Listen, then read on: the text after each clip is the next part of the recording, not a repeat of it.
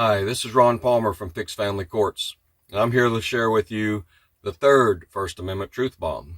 This one's the really powerful one. This is the one that's going to change things if you put them all together and apply what we tell you here. Right? The third truth bomb is this: your child's right to receive the education that only you can provide is protected by the First Amendment. And this is how the argument gets even stronger.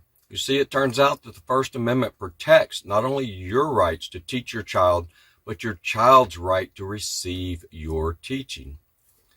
The First Amendment protects everyone. It even protects children. This is what the court had to say about it when California attempted to prohibit selling video games to minors that the state didn't think were appropriate for minors. No doubt, a state possesses legitimate power to protect children from harm. But that does not include a free-floating power to restrict the ideas to which children may be exposed. Speech that is neither obscene as to use or subject to some other legitimate prescription cannot be suppressed solely to protect the young from ideas or images that a legislative body thinks unsuitable for them. What this means for you is that when your judge orders you not to talk to your child about your case or any other legal subject based on his or her viewpoint of your child's best interest, your judge is violating your rights and, more importantly, your child's rights. Your judge is violating the law. Now, this part is important.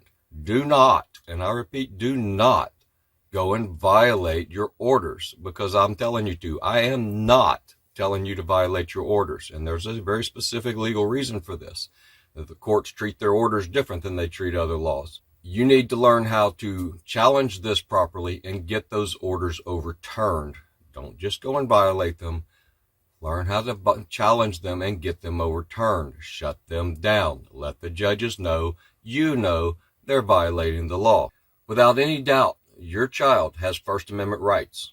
Without any doubt, those rights include the right to associate with each of their fit parents equally. You have unique knowledge on many subjects that nobody else in the world but you can teach your child. One of these subjects is your shared biological and family history. Nobody in the world can better educate your child on the many physical traits that you and your child share in common.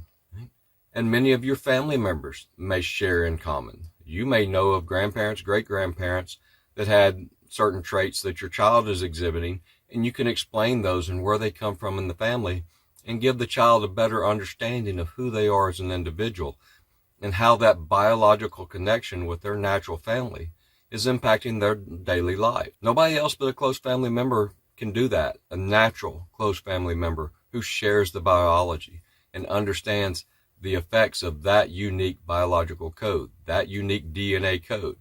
Now, that DNA code is actually speech.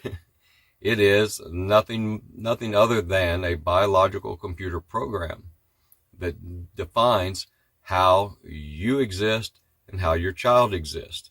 And half of their biological program comes from you.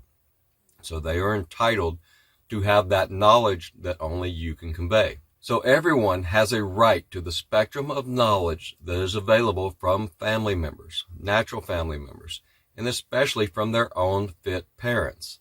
Without any doubt, not all of that knowledge is what a judge might consider good for a child. Who cares? A judge has no legitimate authority to impose their viewpoint or their opinion on you about what you believe or how you believe it or how you share it with your child, so long as it is otherwise lawful. There's no special First Amendment exemption for child custody judges.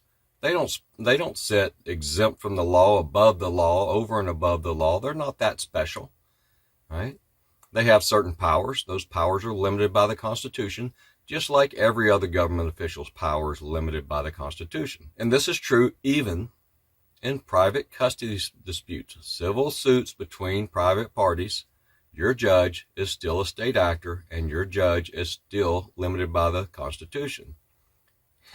and the United States Supreme Court itself has said so in a child custody modification appeal that came to the Supreme Court. Right? This was a parents who got divorced. They had a child custody suit. The mother got most of the custody, and then the mother wanted to get married to a black man. This was back in the 80s. And the father had a fit and said, no, this was not going to happen. And so he went in and tried to change custody. Lo and behold, it got all the way to the United States Supreme Court because it was a racial issue. And the Supreme Court said the Equal Protection Clause of the 14th Amendment limits a judge's best interest discretion. Period. The end. So, what the Supreme Court has said about this spectrum of available knowledge, specifically between a parent and a child, is this. The right to educate one's children as one chooses is made applicable to the states by the force of the First and the 14th Amendments. In other words, the state may not, consistently with the spirit of the First Amendment, contract the spectrum of available knowledge. The right of freedom of speech includes not only the right to utter, but the right to receive and the freedom to teach. Now keep in mind, the Supreme Court was talking about parent-child speech in this specific instance. It was not a child custody case, but it was parent-child speech, and it was protected. So no government official has any authority to keep that knowledge away from your child, that unique knowledge from you. When your judge limits your speech to your child, your judge violates your child's First Amendment rights. This is one of the very few magic bullets in child custody, and this one defeats them all under their own state laws. But this magic bullet is covered even more in Truth Bomb number 4. Truth Bomb number 4 will drive it home and show why even in a child custody suit, the First Amendment will trump best interest. Let us show you how.